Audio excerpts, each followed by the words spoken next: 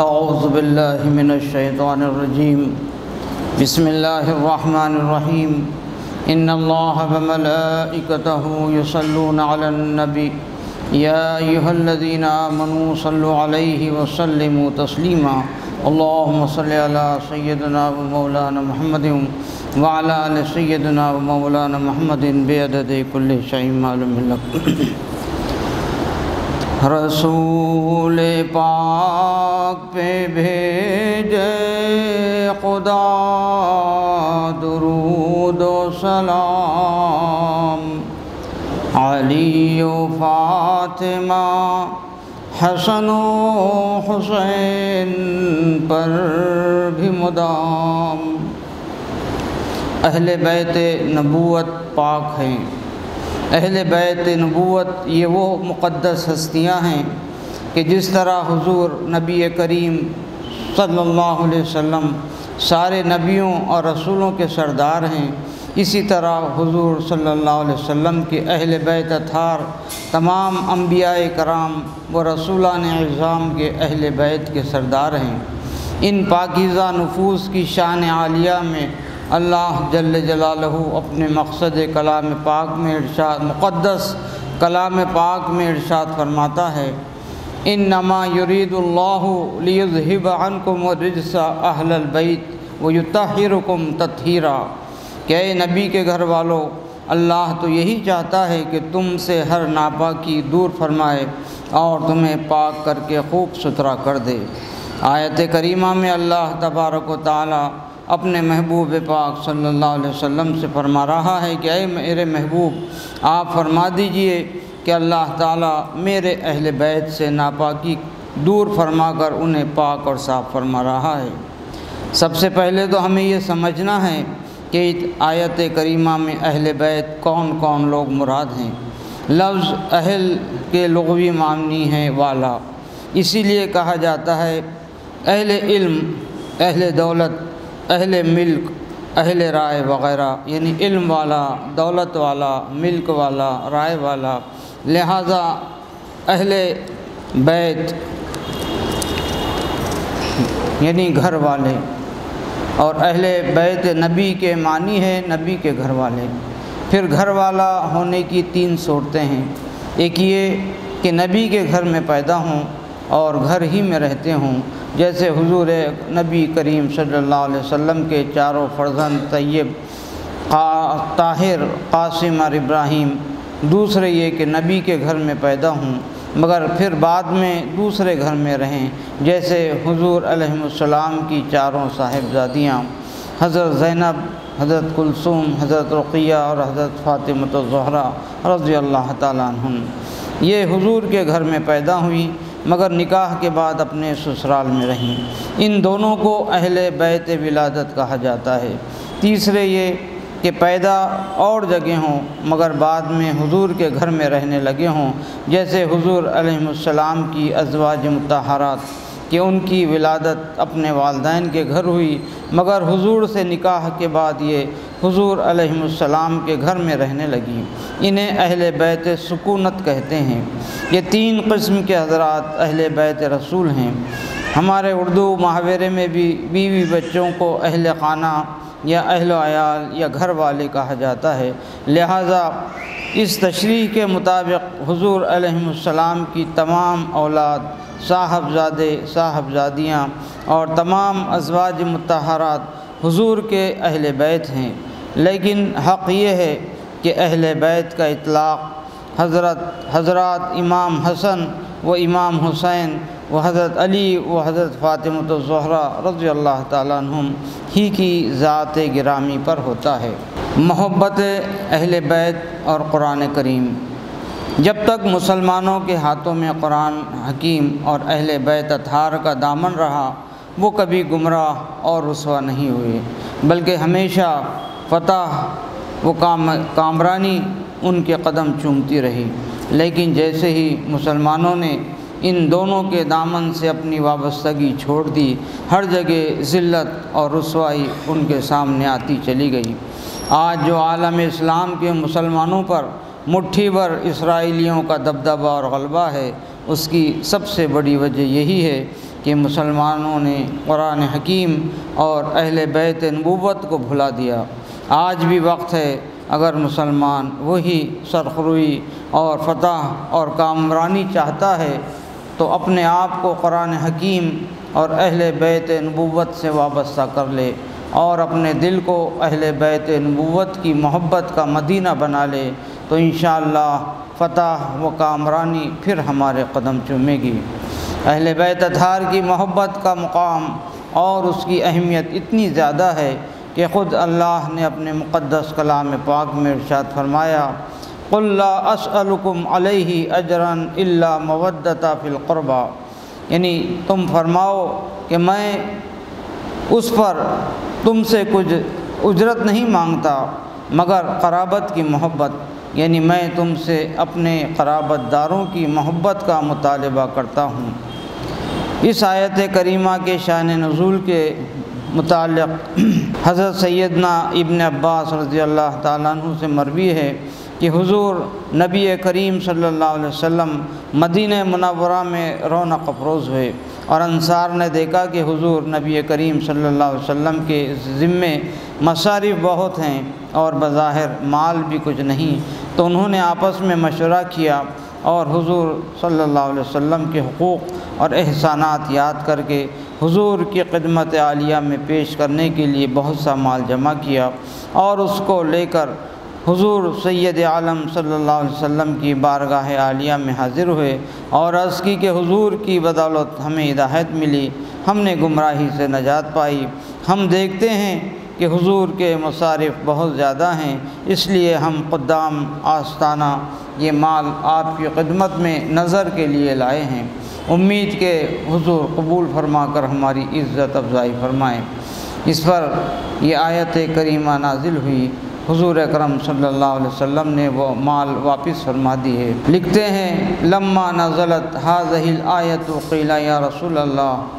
من قرابتک هؤلاء الذین وجبت علینا مودتهم فقال علی وفاطمہ وابناہما، یہ آیت قُلْ لَا أَسْأَلُكُمْ عَلَيْهِ أَجْرًا نازل ہوئی تو صحابہ کرام نے بارگاہ نبوی صلی اللہ علیہ وسلم میں عرض کی کہ یا رسول اللہ، آپ کے وہ کون رشتہ دار ہیں جن کی محبت ہم پر واجب کر دی گئی؟ امام انبیاء علیہم السلام نے ارشاد فرمایا وہ علی و فاطمہ اور ان دونوں کے فرزند امام حسن و امام حسین رضی اللہ تعالیٰ عنہ ہیں۔ امام حسن رضی اللہ تعالیٰ عنہ نے اپنے ایک خطبے میں ارشاد فرمایا، اس کا اردو میں یہ ہے کہ یعنی جو مجھے پہچانتا ہے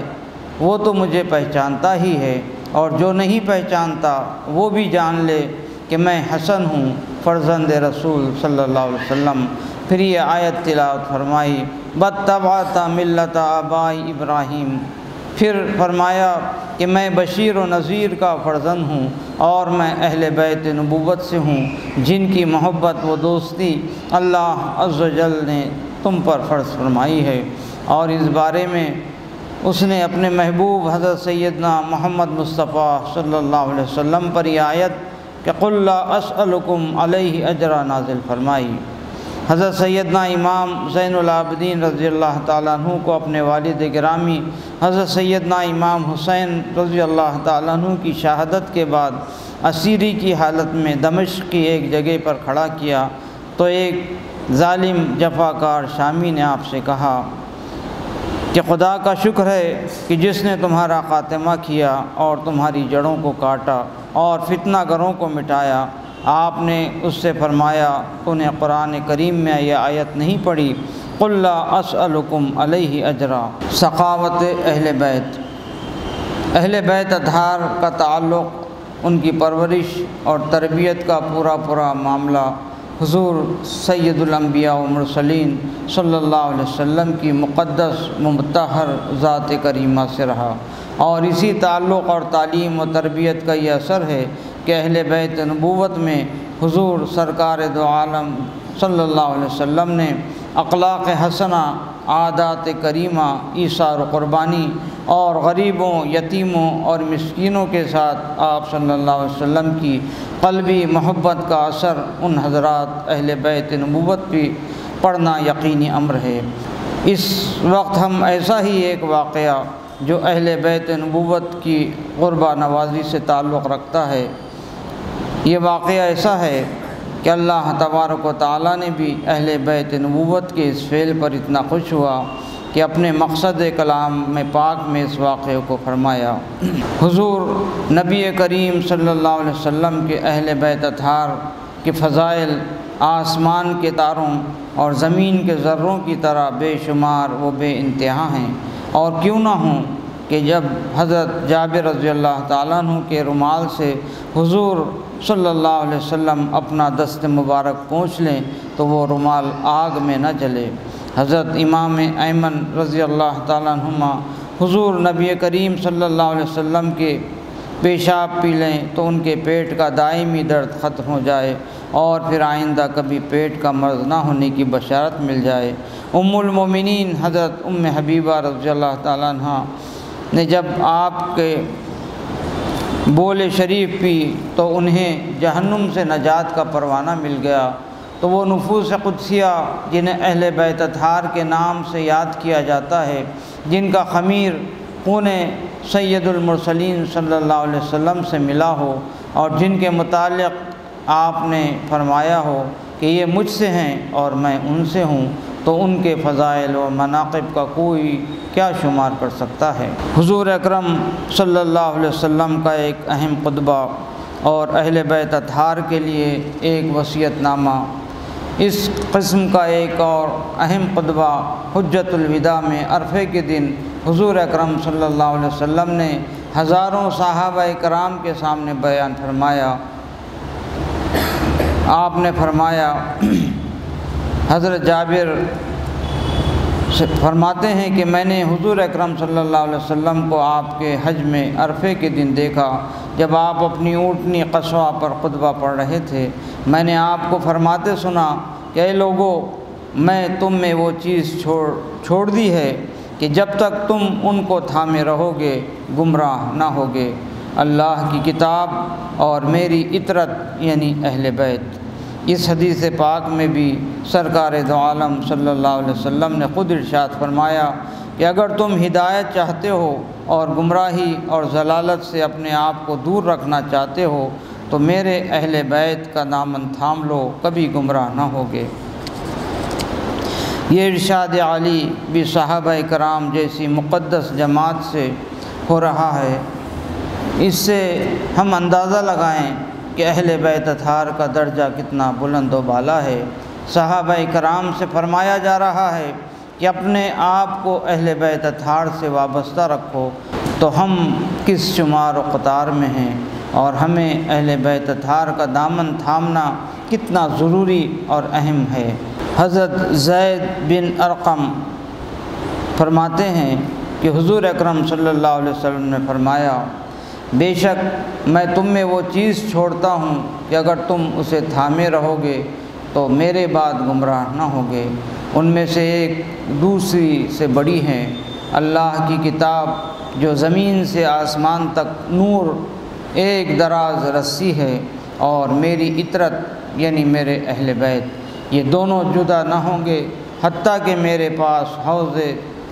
کوثر پر آئیں گے تو غور کرو تم ان دونوں کے ساتھ میرے بعد کیا معاملہ کرتے ہو۔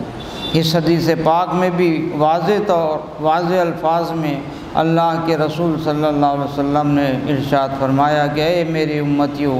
اگر تم گمراہی اور ضلالت سے بچنا چاہتے ہو تو قرآن حکیم اور میرے اہل بیت سے اپنے آپ کو وابستہ کر لو۔ مگر افسوس